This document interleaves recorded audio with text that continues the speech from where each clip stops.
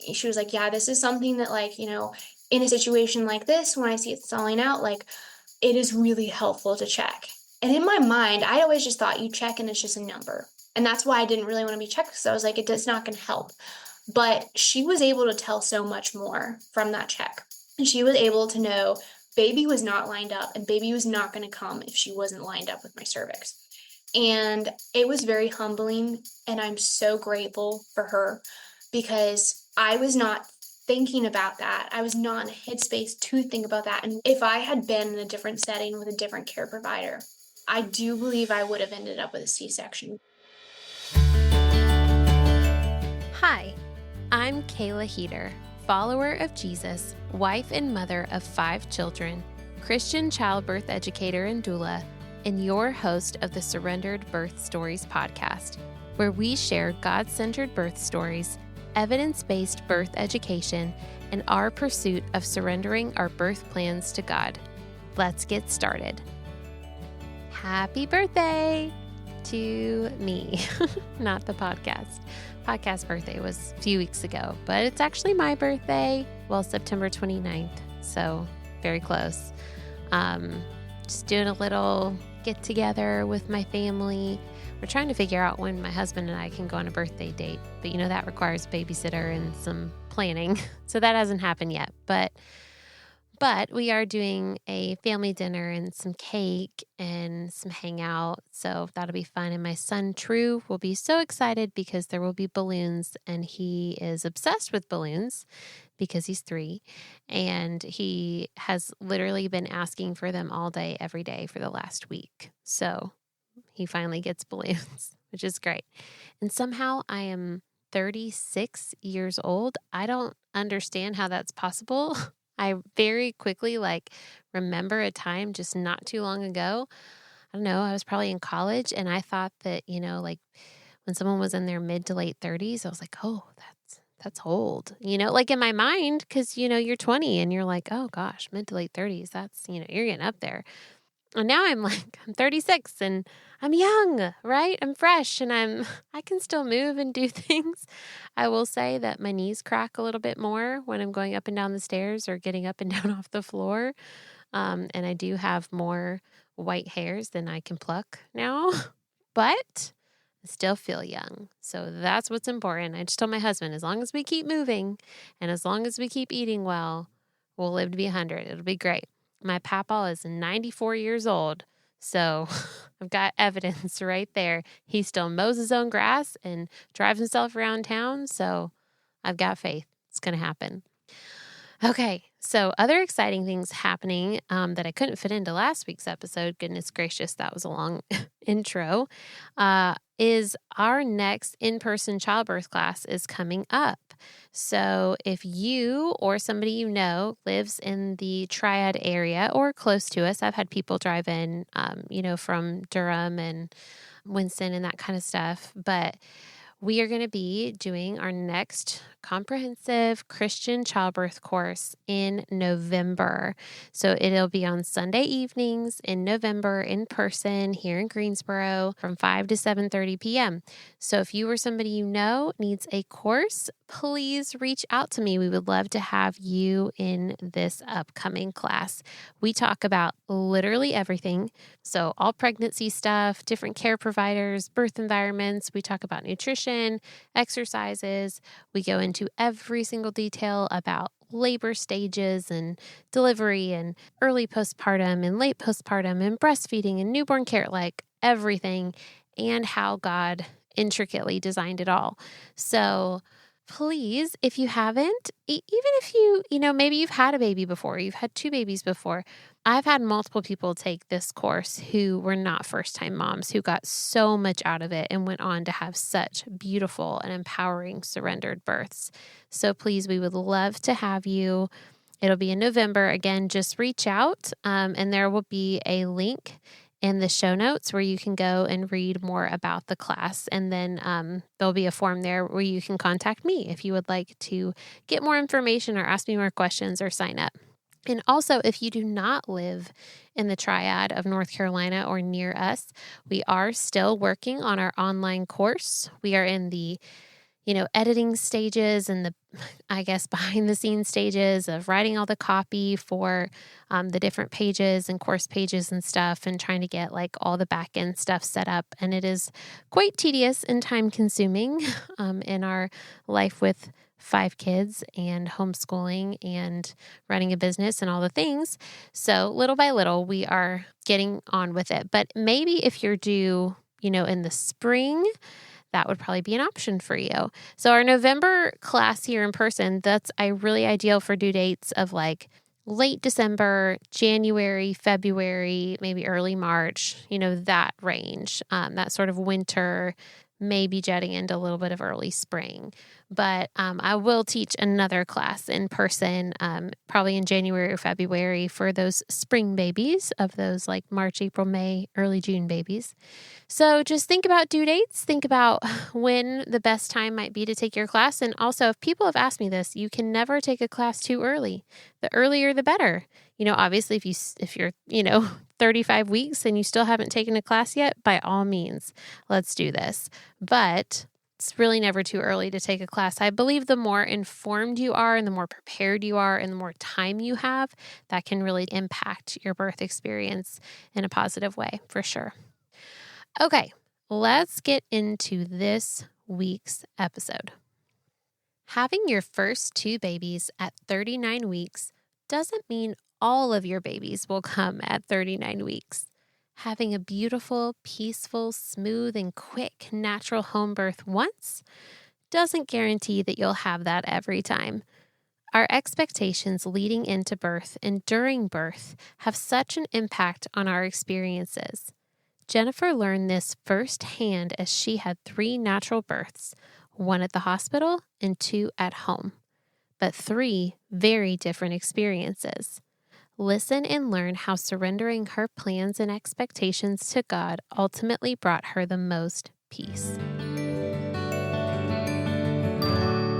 Well, welcome to another episode of the Surrendered Birth Stories podcast. I am your host, Kayla Heater, and I have Jennifer with me today. Hi. Why don't you go ahead and tell us about yourself, family, life, what your day-to-day looks like, just so we can get to know you a little bit. Yeah, well, thank you so much for having me. I'm so excited to be here.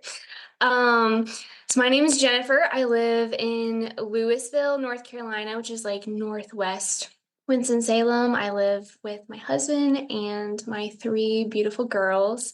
We are Bible-believing Christians. We love being a part of our church. We love the outdoors, nature. We're both into fitness and nutrition.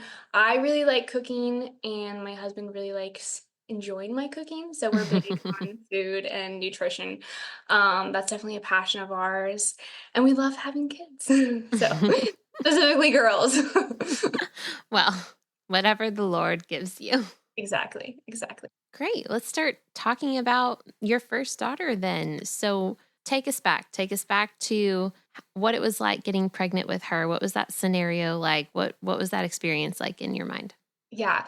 So we had been married 5 months when we found out we were expecting. And we were not trying. We were actually actively trying not to get pregnant. And we knew that we wanted kids. We knew that we wanted a bunch of kids. But we were kind of just listening to the world and what the world says about like, oh, get established, have a house, all these things. That was what we kind of had in our heads. That was our plan. But I definitely had a desire to be a mom and to be a mom early on. And the Lord fulfilled that. And I'm just so grateful for that. So it was a surprise. I found out I was expecting, and I actually took a positive pregnancy test. And I was already 8 weeks, and I thought that I might already be further along because I had actually had some bleeding the month prior. Like I had missed my period and then had like a little bit of bleeding. But when I missed my period, I had taken a test and it was negative. And my husband was actually already saying, like, I think you're pregnant. He always knows before me. He just has this sense. And so he was actually already saying, I think you're pregnant. But I took a negative test, and then The next month, and then I had some bleeding and just thought, like, that was a weird period. And then the next month, no period, took a test, it was positive. Um, I was really nervous at first, and I was nervous and I was scared, and I didn't allow myself to be excited until I told him, and he was so excited. And then it was kind of like I allowed myself to be excited. Because, I mean, just seeing the look on his face, like, there wasn't fear in his eyes, he was just he was just purely excited, and I know that he was scared in a lot of ways, because it was earlier than we had planned for, but I'll, like, never forget, like, the look on his face, it just brought so much peace to me. So yeah, we were expecting. I thought that I was, like, further along. Like, I was like, I think I don't know why I didn't test positive with that first test, but I didn't. And I actually was. So I had no established care provider. We had moved to the area like 6 months, like 7 months prior, and I didn't hadn't gone to anyone, hadn't needed to. So I had no established care provider. I knew that I wanted a natural birth. I didn't really know a lot about birth because I just kind of wasn't in that like mental season preparation. I'm a heavy researcher, but I just wasn't there yet. But I knew I wanted that, and I knew I didn't want to be in the hospital. I just the idea of being in the hospital with a bunch of doctors and bright lights, and I've always been more like naturally minded. It didn't sound like what I wanted, and my husband really didn't have opinions at this point. So I was calling around different places, and I did talk to some OBs because for some reason in my mind, I was thinking like that was still the first step. I don't really know why, but I was still thinking that was the first step. And none of them would see me until like 4 weeks after my positive test. But for some reason, I really wanted to be seen earlier because I really wanted to know like how far along for sure I was. So I kept calling places and like they wouldn't see me because I wasn't like an established care person, like they weren't already my established care provider. So finally, I called a birth center because, again, I wanted that, but for some reason, I thought I still had to start an OB. But they would see me right away, and I just instantly was like, "This is what I want to do." Before we even went, I did a bunch of research on that birth center. I was very excited. My husband was just kind of like, "Okay, let's do it." So we went. I loved the place. I loved the rooms. They look so peaceful. That was what we were gonna do. I was pleased with the midwives that we met with. So that yeah, we decided to go with the birth center. And this particular birth center, unfortunately, was shut down. I can't remember exactly how far. I think I was like 34 weeks. Wow. And I'm sure you've talked to other people who, like, had the same situation. I have too. Um, that was pretty devastating. I didn't wanna go the hospital route, but I kinda felt like at that point I had no option. So, a bunch of those midwives were kind of going off and forming their own practice under the local hospital, so Novant Midwifery, and I decided to go that route because the idea of figuring out something different kind of overwhelmed me, and I was like, "I already know several of these women, like, let's just do this." But I was definitely bummed about having to be in the hospital. But I did like that, like, we actually toured the hospital after that, and they were like, "Yeah, if you're with the midwives, these are, like, the perks that you get," and so I was like, "Okay, that helps." So I ended up, giving birth at the hospital with my first with the midwives. And I realized I didn't talk about kind of that pregnancy and how I felt. Overall, I would say I felt good that pregnancy. I had some nausea up front. It was not bad. I threw up a couple times. I threw up like in my boss's office. That was how he found out. But overall, I felt pretty good. I do believe that finding out I was pregnant unexpectedly, I actually believe that that's truly when I was saved. Before that, I would have said that I was, but when you find out you have this little life inside of you and you have no way of controlling what happens with that little life, there's a surrender that happens with that that just compares to no other. And for the first time, it was like I truly understood my need for a savior. And I do believe that that is like ultimately what saved me. And so every time I look at her, I think about that, and I'm so grateful again that the Lord chose the timing He chose to give me a daughter and to bring me ultimately to Christ. So that is a very special thing about that initial pregnancy. Just this insane surrender to the Lord, turning from my sins, understanding my inadequacies that I had not experienced before. So but yeah, overall, it was a good pregnancy. I definitely had some nerves, as it just kinda happened quickly, and I was all of a sudden like, "Okay, we're doing this, we're becoming parents."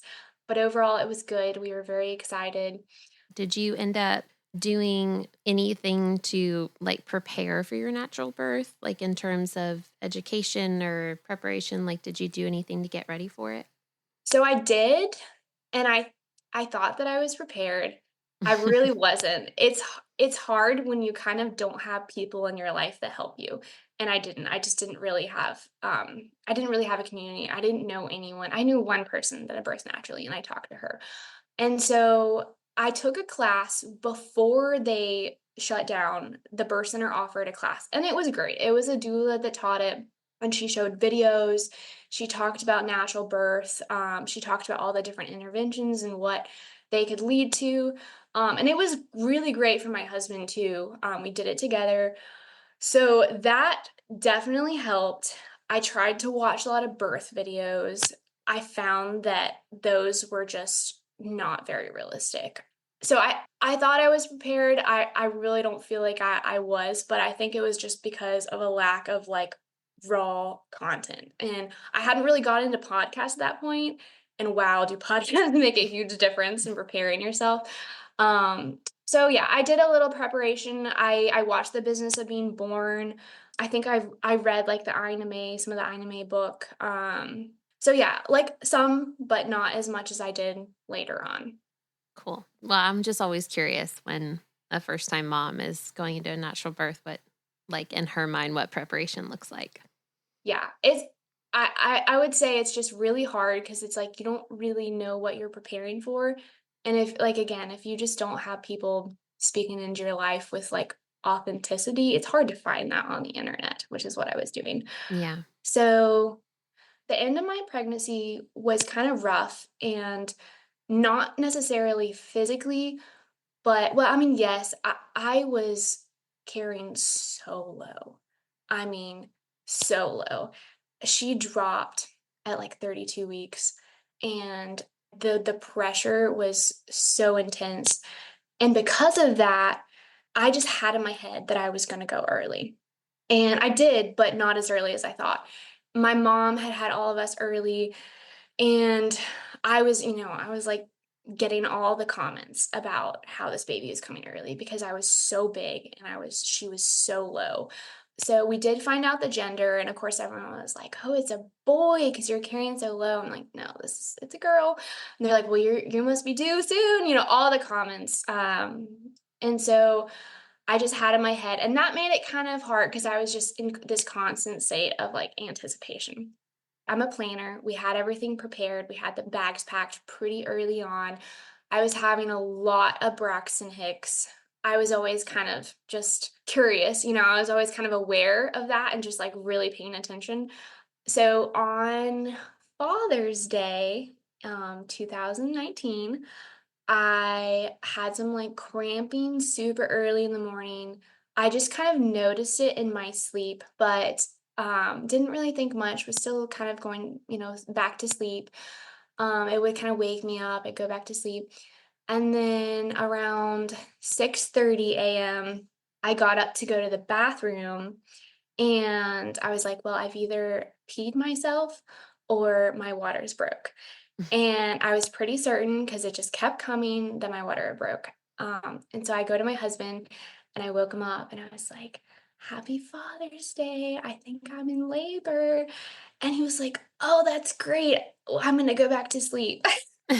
And he had really taken to heart in the childbirthing classes about how, like, get as much sleep as possible. It could be days. He had really taken that to heart, which is totally great.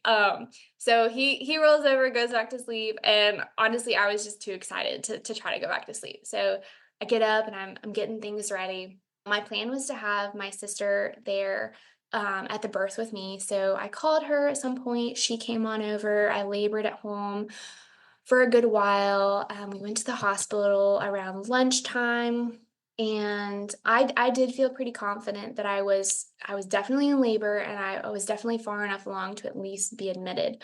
We got there, and there was like some construction going on and something with the parking. And I don't really remember exactly because again I was kind of already at that point where not completely paying attention to what's going around you.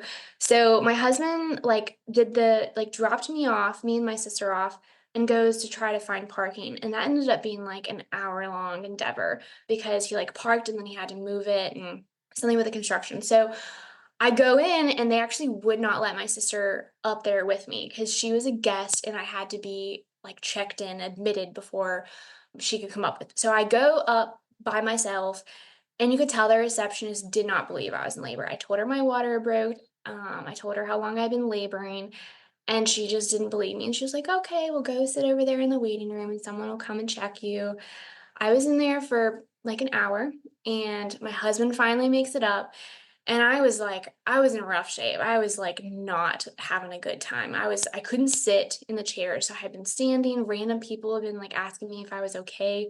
And then finally he gets up there and he's like, hey, so he goes out and he's like, hey, he grabs this random nurse. She was wonderful. She comes in, she brings me back, she checks me. I think I was a 5.5. And she goes out and she's like, why did you guys not check her? Why did you guys not admit her? Like her water broke. And so I get into a room, and from there it just kind of it happened quickly. Honestly, it's kind of a blur, but the midwife came, and it was actually the midwife that I had never met. I had never had the chance to have an appointment with her. And I remember I got in the tub. Of course, I couldn't give birth in the tub. I could only labor in there. For some reason, I didn't like it as much as I thought I would, which is funny because now I'm like such a fan of being in the tub. But at the time, I don't know, I wasn't enjoying it as much as I had expected. And then I got out, and I remember I got out and I was like, I've got to poop. And I run to the bathroom, and I'm sitting on the toilet, and the nurse comes in and she rushes me off. And she was like, no, no, no, that's your baby's head.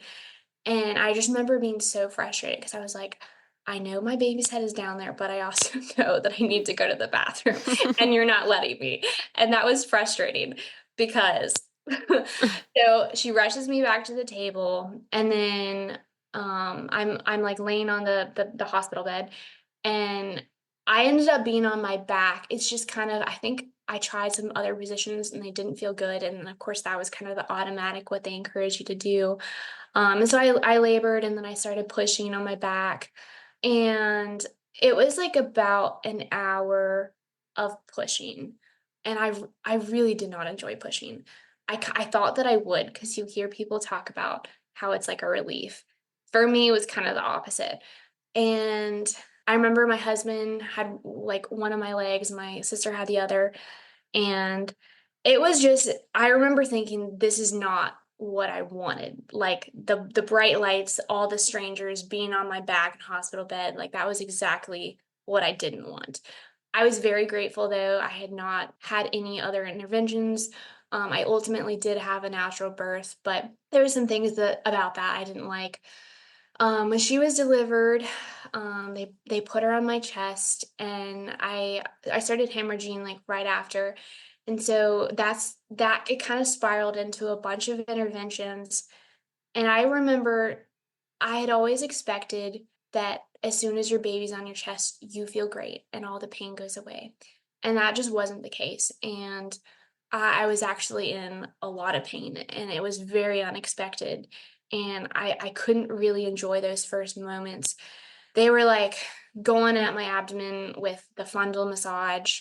And my placenta was like they pulled that out. I don't know, it was kind of a rush. They gave me Pitocin right away.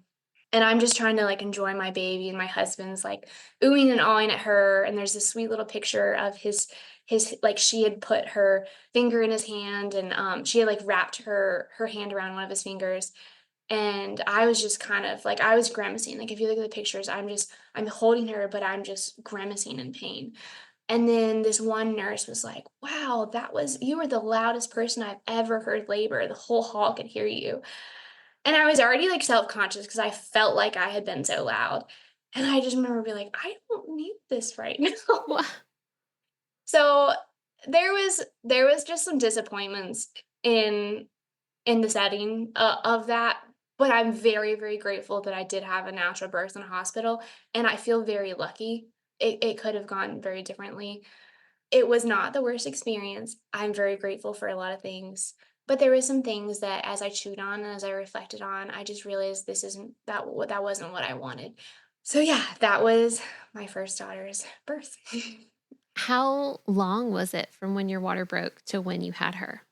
So, let me think. So my water broke around 6 and then she was born at 5:30, 5:37. So So pretty short. 11 hours. Yeah. Yeah. Um For a first-time mom, that's real short. It did feel like it was short, and it kind of felt like everything because we were, like, driving to the hospital. The hospital is very close to us, but and then I was waiting in the waiting room for so long. It did feel like it was all happening fast. When I got to the hospital, I got there at 12:30, and then they checked me at, like, 1:30, and I was, like, 5 and a half at 1:30. So my dilation happened relatively quick after they had checked me, and I think they checked me at some point, like, one other time, maybe, like, right when I got out of the tub or something, and I think at that point I was, like, a 7, um, but so, yeah, it was relatively quick, which I had kind of expected that because my mom's labors were very quick, Yeah. like, very quick. So I had kind of thought that might be the case. Hemorrhaging wise, was it like a lot? And did it happen before or after they pulled your placenta out? So it was happening before, and they said that that's why they were like, "We wanna go ahead and get this out." I didn't know any better, and I was also just very miserable. Yeah. So, yeah, but the Pitocin, obviously that helped, but it made me feel worse. So, Yeah. um, I wish that that had been something that I had known about beforehand. I had no idea that they gave Pitocin after the fact for hemorrhage, Right. and that they should be, maybe I understand there's emergencies, but I wish it had just been more of a conversation rather than like, "Hey, we're doing this." I understand it was emergency, and I don't know how bad it was. I was so out of it that I don't really know how bad it was. But they never suggested like a blood transfusion or anything. No. Okay. And I did not have one. So obviously it wasn't terrible, but yeah, they just immediately did the Pitocin. I had awful chills and shakes, and my whole body was so sore. I was very tight and tense during that labor. And then it just kind of transferred into postpartum. So my body was like very sore. And I thought that was natural, but after having two more natural births, I'm like, that was not normal. It was just, I was very tense. And I do chalk a lot of that up to being unprepared in some ways, but then also the environment. Yeah. So how was your postpartum then? How did breastfeeding go? How did postpartum go? So postpartum was really, really rough. I wouldn't say that I actually had any like postpartum depression or anything like that, but it was just all around rough. Breastfeeding was rough. She had a tongue tie. I had no idea what a tongue tie was. No one had noticed it.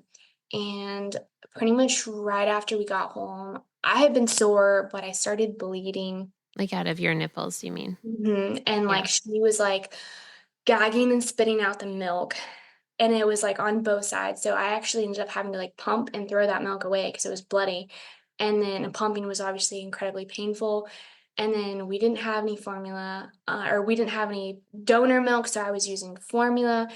We were going back and forth to the pediatrician's office because she was, like, a little bit jaundiced. Looking back now, I don't like how that was handled, but they were saying, like, they were sending us home with these lights and, like, if her tests were this range, this number, we were gonna have to do the lights, so we may have to admit her. She was not gaining weight as she should have been, and it took a while for someone to realize the tongue tie, and she was actually, like, having a hard time swallowing, so even with bottles, that wasn't really cutting it, so we were having to do the tube, like, basically, like, stick it down her throat, Mm. so it was a really rough experience. I was just like someone my mom was there and someone was either like cleaning up throw up because she was like throwing up a lot. She had a lot of spit up and or pumping and it was a mess. It was really rough. And then on top of that, I had torn and they weren't bad, but they were directly it was on the sides and they were directly across from each other. The two little tears. And the midwife had told me, "Because, you're not medicated, these aren't bad. I'm not gonna do anything, just keep an eye on it," is what she said. "I'm not gonna stitch them up." A first-time mom, I kinda tried to keep an eye on it, but I was like, "I don't know what I don't know I what don't I'm know what doing. I'm looking at. I don't Yeah. know what I'm looking at." And a couple days after we got home, I started having really bad burning when I went to the restroom, and I thought maybe I had gotten a UTI. We go back in, and they had actually healed and fused together. And Oh. so my mom had the baby at home. It was just my husband and I, and she had to rip it apart and then cauterize both sides. Oh, So please tell me she numbed you for all of that. she did like some like a topical numbing. Okay. Didn't really help. Yeah. So, yeah, that was pretty rough. I was, like, walking into my house across the porch and just struggling to walk, to be honest, and my mom was like, "What did they do to you?" I couldn't sit, even, like, laying down, like, I was really uncomfortable, and I was, like, standing and pumping because again, we're dealing with all the breastfeeding stuff because I couldn't sit, and it was rough. I finally got to where we could breastfeed. We did have her tongue tie clipped, but she was dependent on a nipple shield. Like she couldn't nurse without it because I had to use that. And then she had gotten to where that was all she knew. And so we kept trying. And finally, around 10 weeks, she got to where she could nurse without the nipple shield. And it was very messy. So I was like so excited to get her off of that. And then I went back to work at 11 weeks. So Oh, man. we had, like, 1 week where I was like, "This is what breastfeeding is supposed to be like, this is great." And she was just kind of in general a more challenging baby, didn't really like to sleep ever, still Mm. doesn't. Um, so it was hard, it was really hard. I'm, like, so grateful for my mom and my sister and the support that they provided, and obviously my husband, but it was a challenging postpartum. But luckily, my husband and I, we really wanted more kids, so I was like, "We're doing this again." When we had our second daughter, I did a lot of work in preparing for postpartum for it to look different, and it did. So, that was my postpartum with my first. Wow. I'm proud of you. I mean, for going on to have more children. I know a lot of women would have been like, yep, I'm never doing that. Never doing that again. Yeah, Gosh, especially with the lack of stitching and then the fusing. And then, oh gosh, that sounds like the most painful part. I mean, I'm sure it was all painful, like with the bleeding yeah, nipples and that, like, just, ugh, yeah. I'm so sorry. It was tough, it was tough. I was just kind of like, What is going on? Like, This isn't how this this is is supposed to rough." be. Yeah, and I knew, I was like, this is not how it's supposed to be." My sister had a daughter 8 months after me, and I was able to, like, witness how that went for her, and it was completely different, and that was what I was like, some things didn't work out how they were supposed to, but I also know that the Lord sent me through those challenges for reasons, and I learned a lot during that time. So your sister had a baby 8 months after you had yours. Mhm. And I feel like, just from what you said, I feel like that gave you hope. That gave you hope that it could look better, that Good. it could go smoother, be easier. Yeah. So, with that, at what point did you and your husband decide to continue having all these babies that you wanted to have? Yeah. So, when my daughter like, a little bit before, she was, like 16 months. I always think a year and a half is when I start wanting another baby.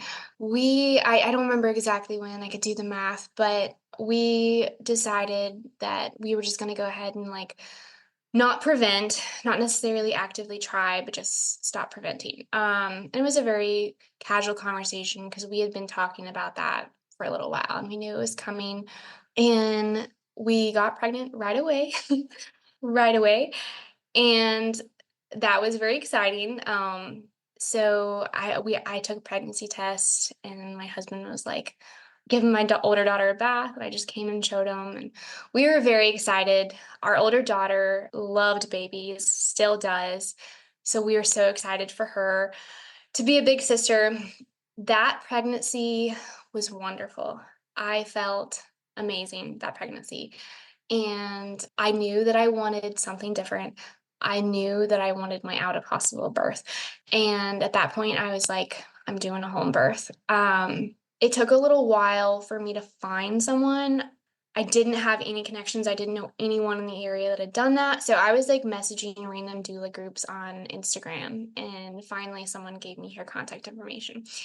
So I reached out and she was explaining the laws in North Carolina to me and just kind of like, is this okay with you? And I was just kind of like, yeah, yeah, yeah. Like I didn't fully understand what they were, but I was just like, I don't really care about the laws. Like I just want to give birth at home. Right. So we scheduled a meeting with her to come to our house, and it was kind of a meet and greet where she'd get to know us. And it was wonderful. She was wonderful.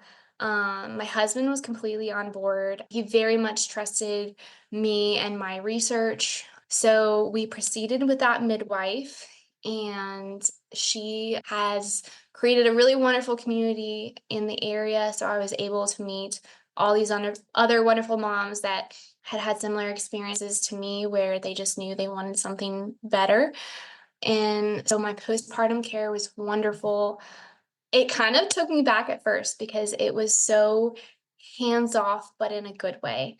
Oh, you mean like your prenatal care was wonderful? Yeah.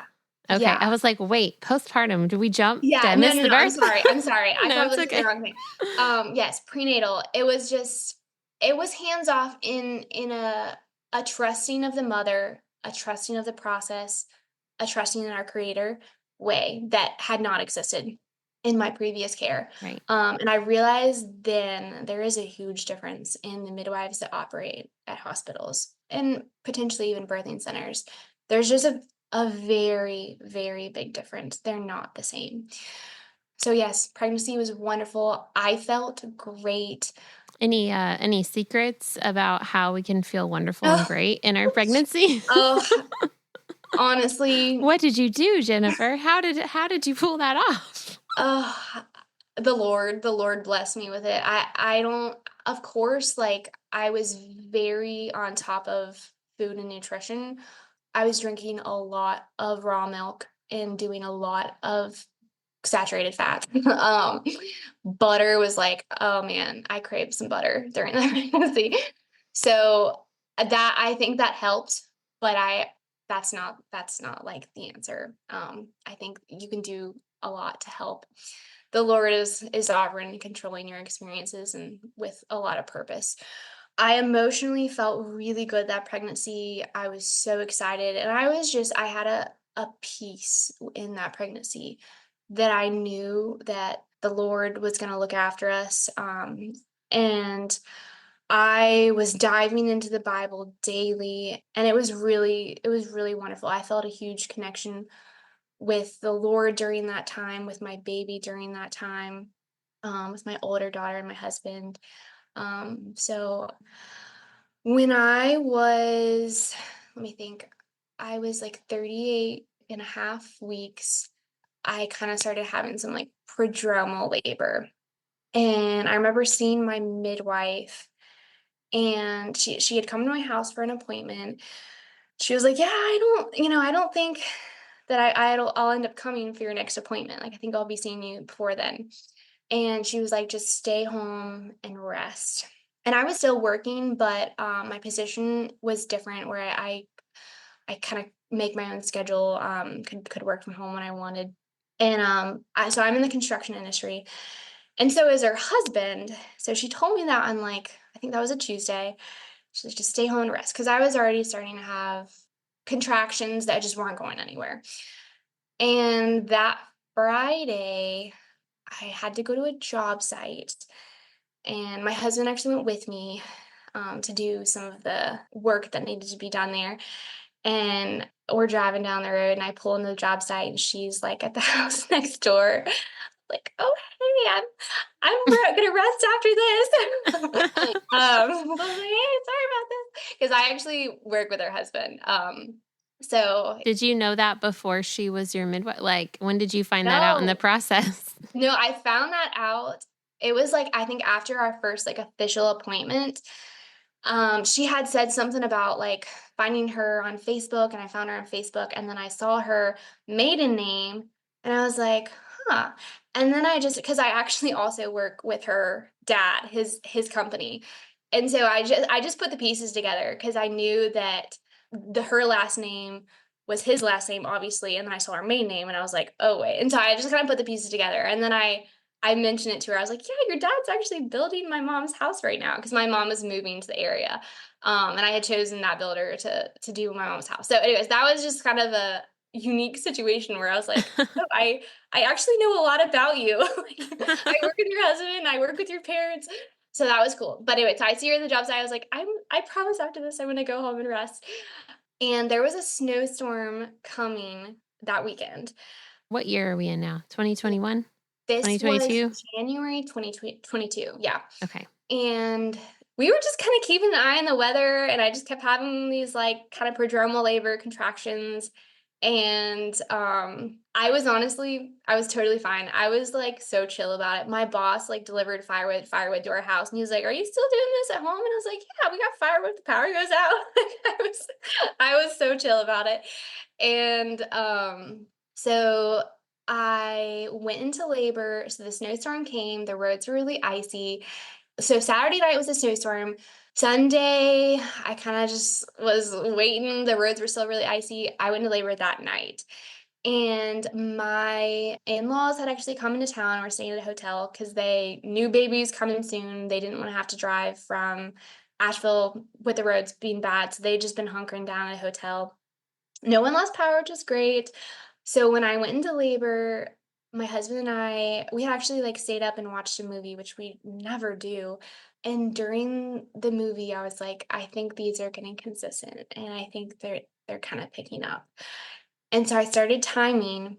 We finished the movie, and he was like, I'm gonna go to bed. And I was like, would you mind finishing cleaning the kitchen? And he was like, "Are you in labor?" And I was like, "Yeah, I think so." So, I called my midwife just to tell her not to have her come, but around like 12:30. Then just kept laboring. Of course, she told me to like get in the tub, see if it slowed down. It honestly didn't really do anything. But I think that's because I was, not quite there yet to where it would speed things up. And when I called her, I told her, I was like, listen, we're prepared to do this ourselves. I was like, because the roads were so bad. And she'll tell you, like, the roads were really bad. And thank goodness her vehicle at the time was an FJ. So, Right. um, but yeah, they were bad. There was a lot of sliding to get to our house, but everyone made it. And I had called my sister and my mom, who I had invited to be there, as well as my mother-in-law. And I was like, you guys don't come. Like, just stay safe, stay at home. We'll be okay. And I was like telling my husband, I was like, yeah, I mean, we were talking through the things that he would have to do if the midwives didn't come. And so when I called the midwife, I was like, yeah, Elisha's just back there, like, he's just praying. He's just preparing for this to do it by herself. But she came, everyone came, they all made it safely. A lot of sliding to get there when they made it. That labor kind of, again, when I started timing was like 11 o'clock, called at 12:30, labored through the night. I don't remember exactly when everyone got there. I think it was like maybe around 5 or 6 when like the midwife team showed up. And yeah, we got the pool set up in our bedroom. We had a really hard time getting it filled because we were in this little rental house at the time. Hot water heater was not cutting it. It was like so cold outside. And so we were boiling pots. and bringing them and dumping them in. And I didn't really have any big stock pots at the time. So yeah, my mom and the like assistant midwife were just on pot duty, just running, trying to get the tub because it kind of like reached a point where it just kind of went quickly. Like transition went really quickly for me because she checked me and it was not long before I was pushing. And when she checked me, I think I was like a 7. So that labor went really great.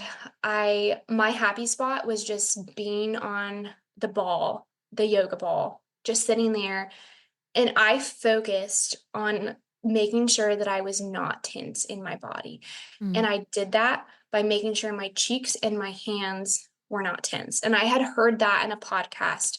I binge podcasts before this labor, and that made a huge difference. So I was purposely lifting my hands, like opening my hands up, palms up, and I was welcoming every contraction with prayer. And I was thanking the Lord for every contraction and that it was bringing my baby closer to me. And like my laboring was just, it was wonderful. I was just in a state of worship all during that. And there's just all the pictures. I'm just on the ball with my hands up. And I made sure not to clench my fist or my cheeks. And that helped me so much. And then the midwife was like, "Okay, I think you need to, like, go ahead and, like, get off the ball." So I, like, got off the ball. I got onto the bed on all fours because at this point, it was like, "Baby's coming soon." The tub was not ready. It was not hot enough. And so I got onto the bed, and I instantly got, like, very nauseous.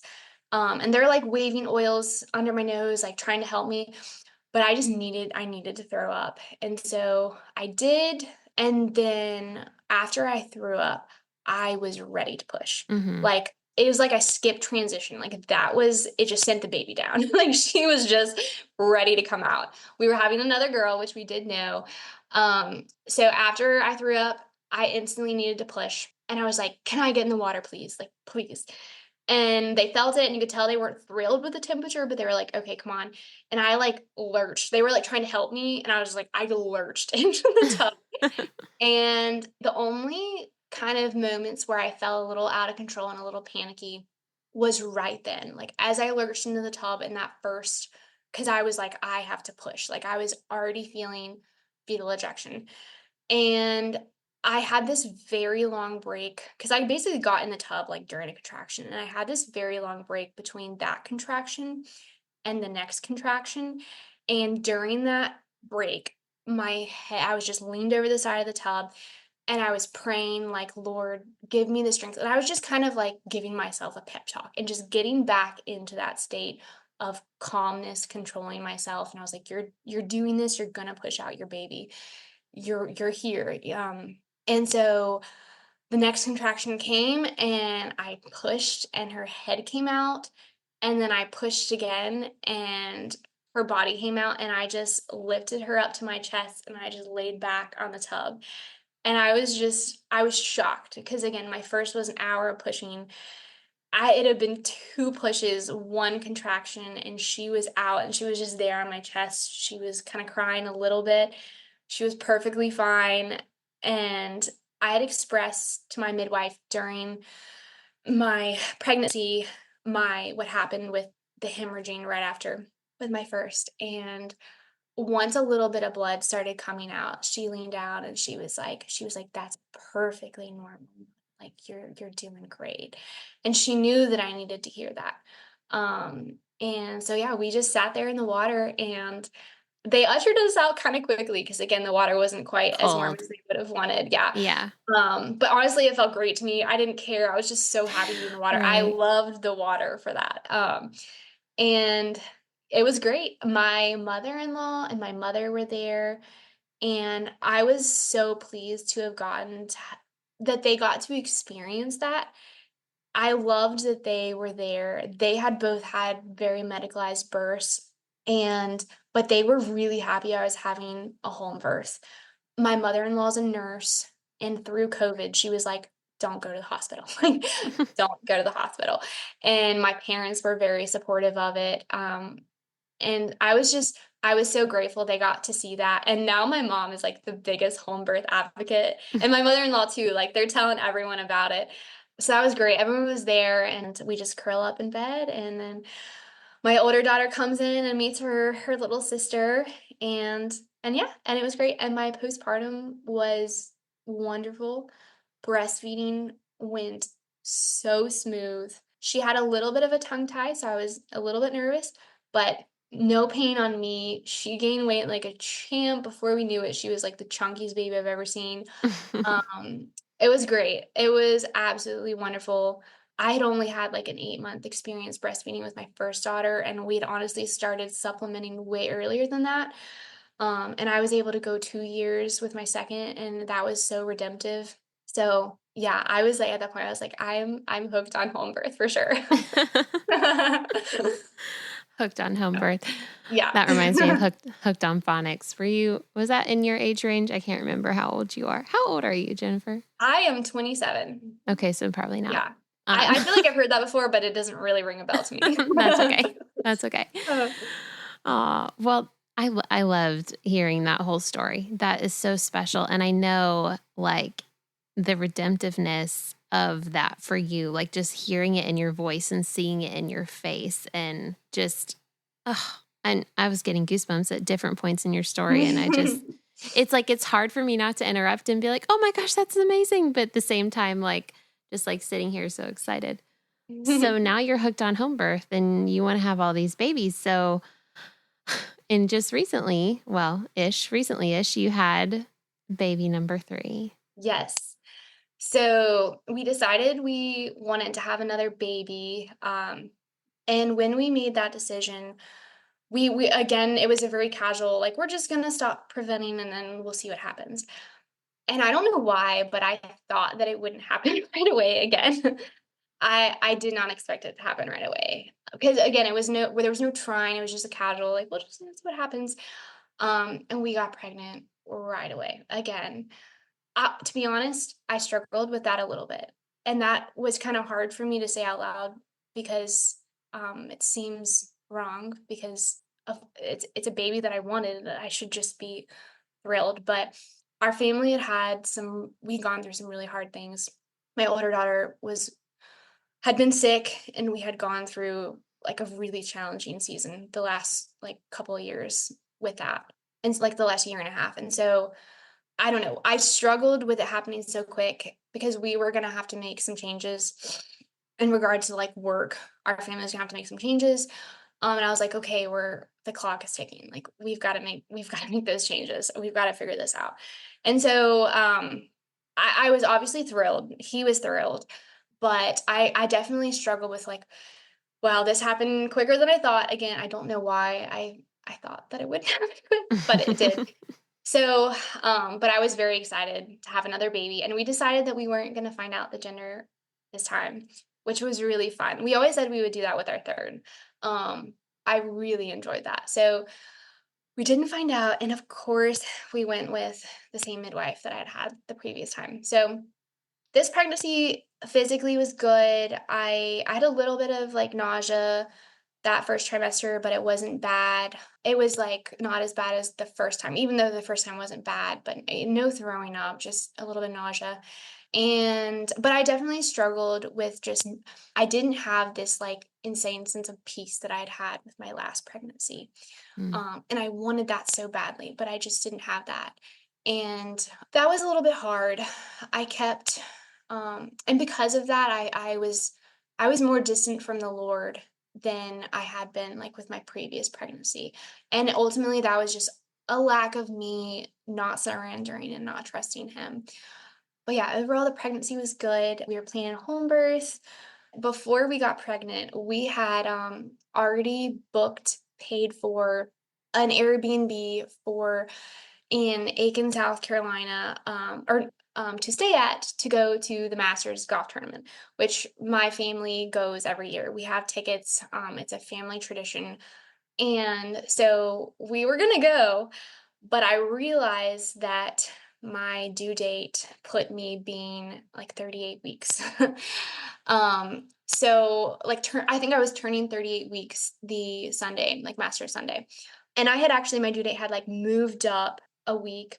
So I had originally calculated it as May 5th. And then when I got an ultrasound, Um, it moved it a week earlier. So that's when I was like, oh, because I was originally thinking 37 weeks isn't too bad, but then I was like, oh, 38 weeks, like, oh, that's a little close. But I had had such an incredible experience the first time around, and I knew my whole family was going to be there, and I knew the Lord was in control. So I was like, I'm still going to go, and we'll see what happens. And we took all of our birth supplies. So we didn't take the tub, but we took everything else. Just in And case. yeah, yeah. So, yeah, just in case, and it was so funny, like, I was like, "I'm not gonna go," like, I was like, "I'm gonna go into the tournament, but I'm not really gonna walk." Ended up walking, like, almost the whole course, and I was just getting these looks, like, people are looking at me like, "What?" So, I was very pregnant, I had already dropped. I was having prodromal labor. I started having what felt like very, very real contractions the Friday before we left, and they went away after I did the mile circuit. During the mile circuit, I had extremely intense contractions, but then they went away after. That was confusing, and then they kind of came back. They came back, like, after we got to South Carolina, we got into the Airbnb, they came back that night. But then they, like, just kept going away, and these contractions, they felt the exact same as labor contractions. So when I went into labor, they were the same. The only reason I knew it was labor was because they were picking up and they were more consistent. So I had several weeks of that. So we went to the masters, we came back. I kept having prodromal labor and I just kept waiting. I just kept waiting for baby to come.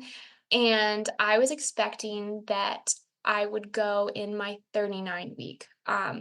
Because that's when my other two babies had come. They had come in the 39 week. So 39 weeks comes and goes, no baby. And then 40 comes and goes, Mm, no baby. mm, that's hard when you've gone Yeah, yeah, early the first 2 times. yeah. And I had like been prepared, like we had taken all the birth supplies to the masters, which was like 37, 38 weeks.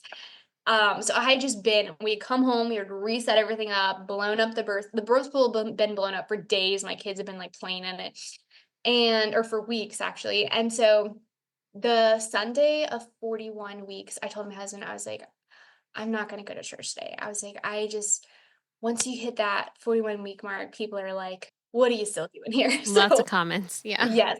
So I was like, I'm not going to go to church. I was having prodromal labor. I had been having it for days. And the day before, so 2 days before she was born, or three technically, I had had just insane pressure. So low, I feel like I could barely walk. So I stayed home, was like making some bread and some tea.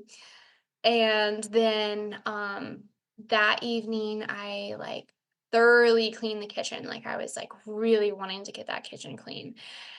I was doing the dishes. We had just gotten the kids to bed and I felt some water and I was like, okay, but maybe I just peed myself a little bit.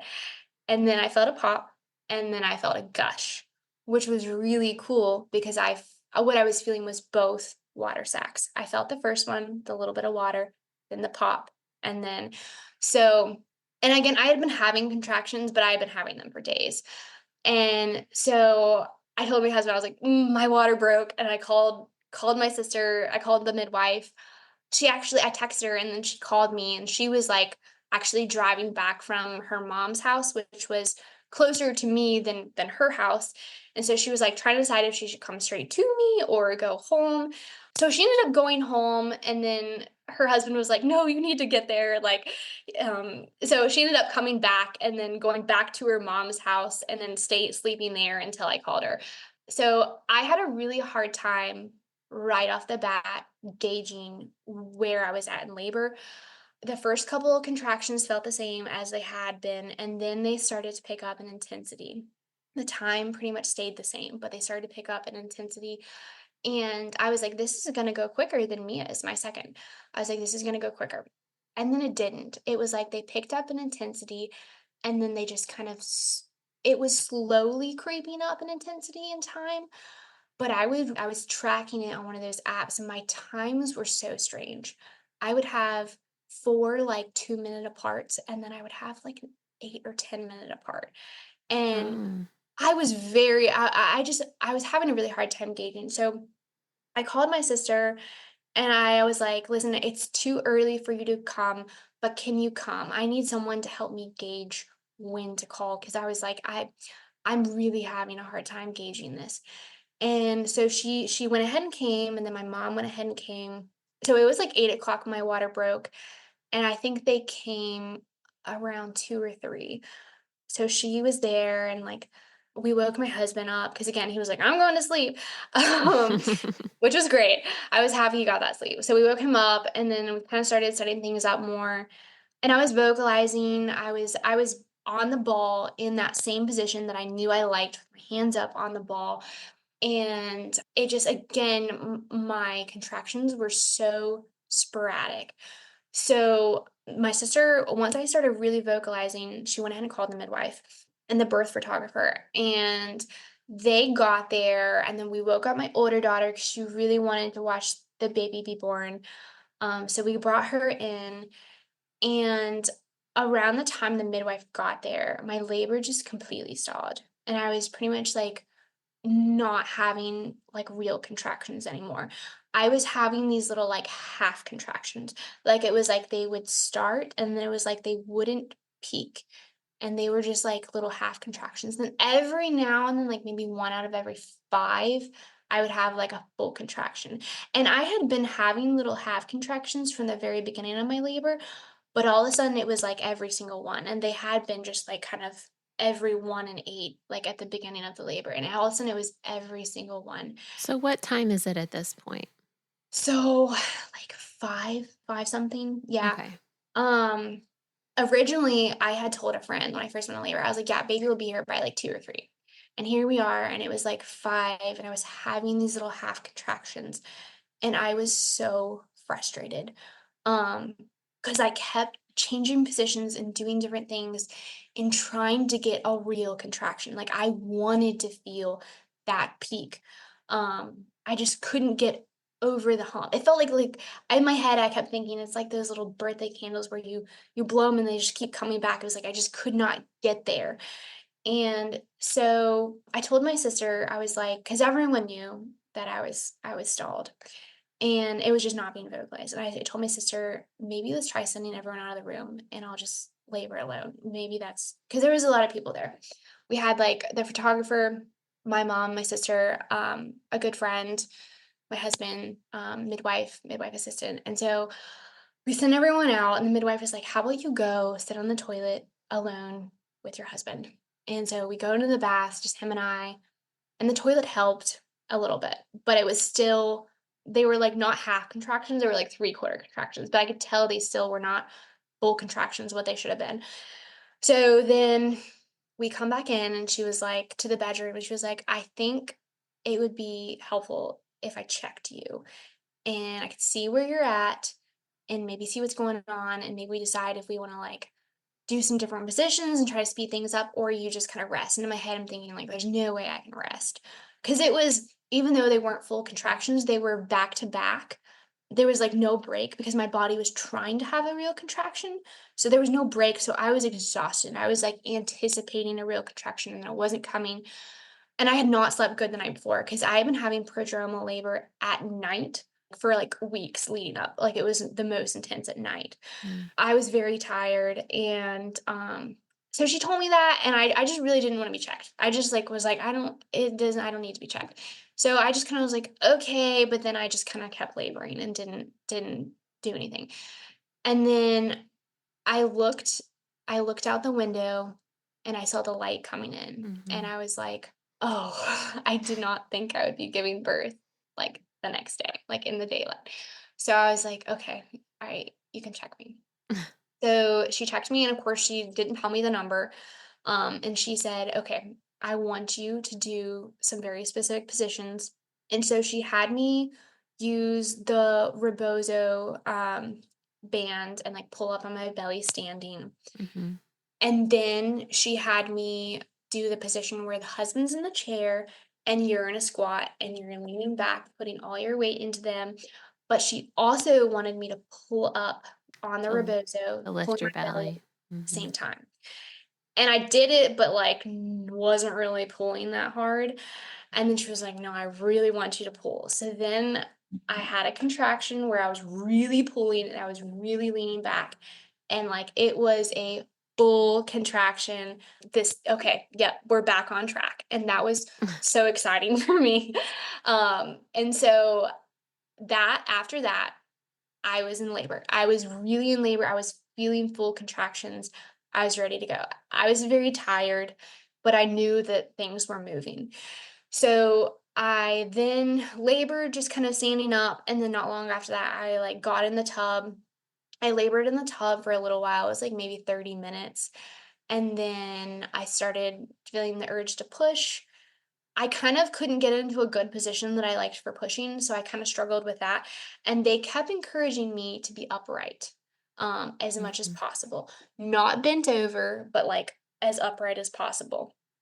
I later understood why, but, um, they kept encouraging me to be upright. I just struggled to get a position. I finally did, and I ended up kind of being bent over because that was just what felt the best for me, and I pushed her out. I think it was a couple pushes. Um, it was one contraction though. My husband, I wanted him to catch her, and at this point, we didn't know it was a her. So he did the cord. She was wearing the cord like a scarf, so her head comes out, and, I kinda heard some, like, commotion behind me, and he just very instinctually, like, undid the cord from her neck, and then they're like, "Okay, you can push again," because they had told me not to push until they got that. And so they're like, "Push again," and so he caught her, and then I brought her to my chest, and my daughter was there, and she was so excited, like, there's all these pictures of her just, like, hugging me and she's just so excited, and yeah, and I finally got her out, and we just sat there soaking it up in the water, and it was wonderful. It was wonderful. We crawled into the bed, and she nursed right away. She was, like, ready to nurse. She came out hungry, so we nursed, and she did great. I had to do some thinking about what I didn't understand what had happened and, like, why it had stalled out. What do you think it was physically that was stalling out your labor? And or what do you think it was like mentally or spiritually that was stalling your labor? So I do think there was components of both. I felt really good when I went into labor, and some of that worry that I experienced during my pregnancy, it just melted away when I went to labor. I was so excited. But then as things started to slow down, it crept back. And we know like that doesn't help anything. And on the physical side, I had to chat through with my midwife like what was going on. So I did that when she came back a couple days later. My sister had told me that when she checked me, she had checked me, I think it was like around 6:37. I had been a 6, and I had been laboring for like 10 hours at this point, which is like pretty much, or actually, no, I think I've been laboring longer because by the time she checked me, I'd never even been in labor that long with my previous two. So if she had told me 6, I would have been devastated. And when she checked me though, and she had to explain this to me like a couple of days later, I was like, what happened? Like what was going on? So when she checked me, she reached up and she said it would have felt like, maybe to someone who wasn't experienced, it would have felt like I was fully dilated because she felt like no cervix, like there was no cervix, and it would have felt like I was fully dilated. But actually, she had to reach up behind her head to find my cervix.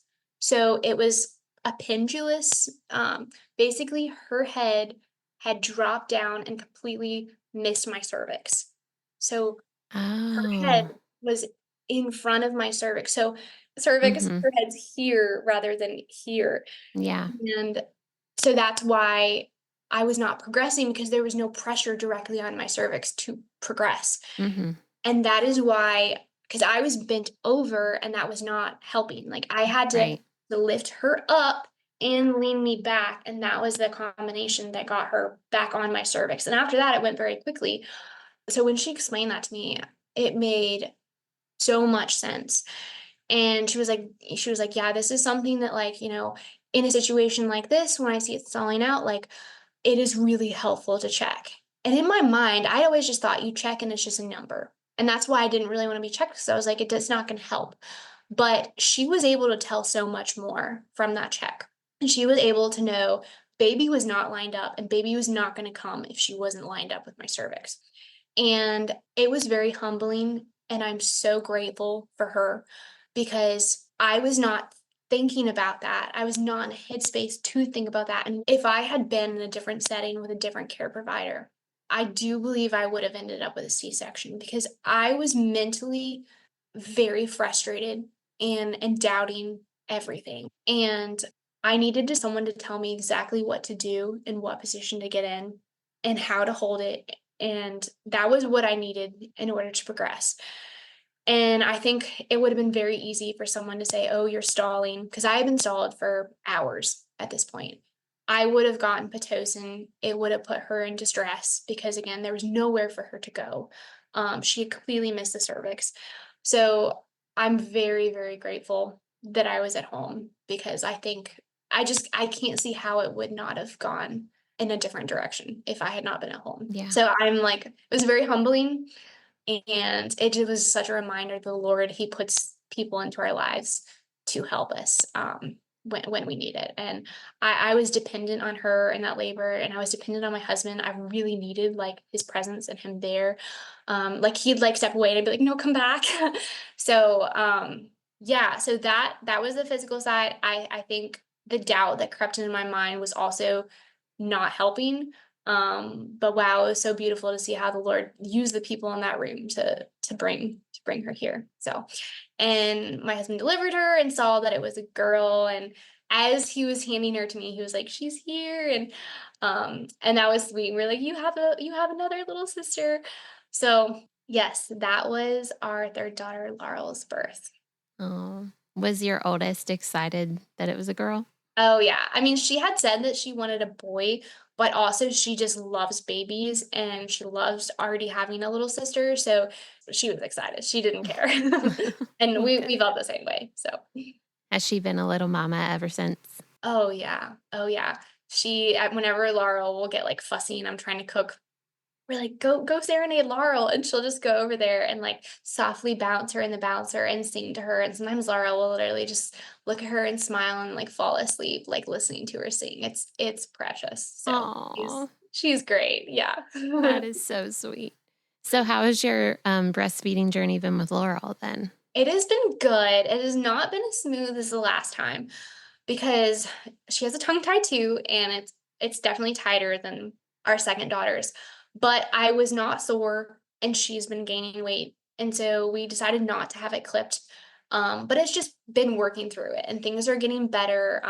But I just have to be super diligent with the positions that I nurse her in, and getting good burps out. But overall, it is going great. I kind of compare everything to my first experience. So I'm thrilled to be breastfeeding. I'm thrilled that I have the opportunity, and she is a bundle of joy. She's like our smiliest baby yet. So I'm soaking it up. So postpartum has been really wonderful. Good. Do you have any advice for moms? Anything you would say to moms out there who are expecting maybe whether it's their first, second, third baby? What would you tell them? So, people talk about childbirth being a rite of passage. And I didn't understand that until after I had had my second. And I had had the experience that I had with my second, which was so empowering. And it propelled me into being a mother of two. And even my experience with my third, that was a very challenging labor. But that experience, it propelled me into being a mother of three. And the lessons that I learned in each labor, they prepared me for the challenges that I would experience as being a mother of that child. And when we numb that, or when we hand that experience over to someone else, you are losing something that truly was meant to be an experience that you were supposed to experience. And although I had a natural birth with my first, I was turning that experience over to someone. I was not fully embracing that experience. And it really matters. The provider you choose and the environment you choose, it really matters. It affects you, it affects the way you mother. And I think it's so easy to just trust someone else and go into the experience without doing all the research, doing the deep dive, and doing all the work. But it is so worth it to do it. The lessons that I learned in my birth with my second daughter, they helped me overcome a lot of hardships that we experienced in that time after she was born, with my older daughter being sick. The Lord used that labor to prepare me for those difficulties that we would experience. And I'm just so grateful for that. And the environment, the care provider, it really matters. Childbirth, it is a rite of passage, and the Lord will use those challenges. And I'm not saying that He doesn't use those challenges, even if they're in a hospital and you have a challenging hospital birth. It doesn't necessarily matter where you choose to birth, but take empowerment for that birth and don't numb out the experience. And I don't even mean just like an epidural and physically. Be present, be there, experience the intensity, and learn from it, because the Lord will use that to shape and mold you and refine you into a mother. Yeah, absolutely will. While you're talking, I was just thinking in regards to what you were saying, I happened to be at a consignment sale earlier with my daughter, and everything was like $1 or something. We were just trying to find some things for my rapidly growing son. It was like just grows out of everything as soon as he's in it. And there were these two women in our aisle, and they were talking about their births, and they were both C-sections, and they were saying things like, "Oh, thank God for my C-section, and it was just so nice to just have it over and done with," and things like, "Oh yeah, with my first, I did the whole like Pitocin and then, got my epidural because who wants to feel contractions?" And she's like, "I should have just scheduled a C-section from the beginning and skipped to it. I mean, who would ever want to feel labor?" And they were both just like agreeing with each other with that and saying like, "Oh yeah, like C-section's the way to go. I mean, I'd never had surgery before, but so many women go through it. Like, it's fine." And I was like, "Lord, what are you telling me to do right now?" It's like, because it's so hard for me not to step in and open their eyes and be like, there's another way. Like, there's another way, and it's incredible and amazing. And if you allow it, to be what God intended it to be, it can change your life, like for the better. But then like the other part of me was like, they didn't invite you into this conversation. Do not be one of those people who just jumps in and takes over. It was so hard, but it's like, that's why I do this podcast. Like conversations like that happening all the time, everywhere where moms are congregating. That's why I'm trying to get these messages out there that like, and I'm not saying that C-sections are bad, because in the right circumstance, we all know that they save lives. However, we all also know that they're widely overused and overdone. And it's just like, I just want women to realize like they have options, they have choices, they have opportunities to have a different experience than what, our mainstream culture says, and to experience that oneness and like the peace and surrender that you had with your second, like going into the labor. It can be such a spiritual experience too. Absolutely. I mean, yeah, I've never felt closer with my Creator than during labor, because I needed him to meet me there with each contraction. And I opened up my hands, and he did, and he carried me through. And it was absolutely a spiritual experience. Well, I appreciate you coming on here so much. It was so great to finally hear your stories, because I didn't know. I mean, I knew that you had them naturally, and I knew that you had 2 of them at home, but I didn't know how they went down. So Thank you. Thank you so much for having me. It was a great time. Thank you so much for listening to today's episode. You can reach me at Surrendered Birth Services on Instagram, or email me at contact@surrenderedbirthservices.com. Be sure not to miss an episode by hitting the follow button.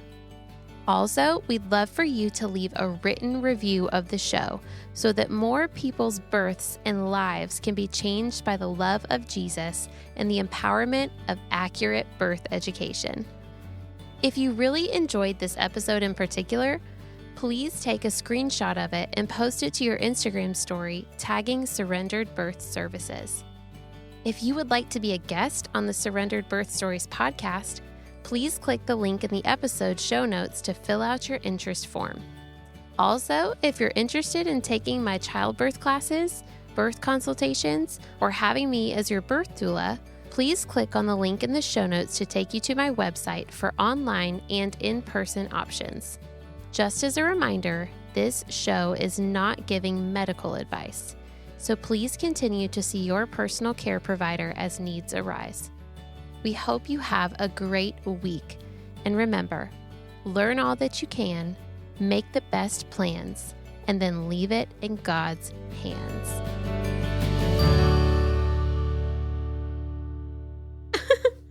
You are good. Honestly, I prefer someone giving detail over somebody who's just like, yep, and then we went to the hospital, and about 2 hours later, she was born. And Yeah, that's not me. I don't know. I'm like, okay, we're missing a lot of details in there.